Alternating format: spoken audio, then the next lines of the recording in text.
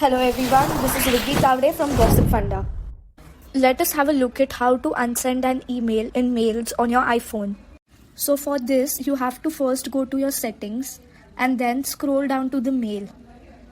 After scrolling down to the mail, you have to scroll at the very bottom and you have to tap on undo send delay, and now you can change the delay time to 30 or 20 seconds, whatever it is necessary. And now then you go to your mail section in the iPhone and then compose a mail by clicking at the bottom right corner. After writing the mail and writing the subject of the mail, you can send the mail, and then at the bottom in the center of the screen you can see undo send. So if you click on it, your mail doesn't get sent to the receiver, and by this you can undo your mail.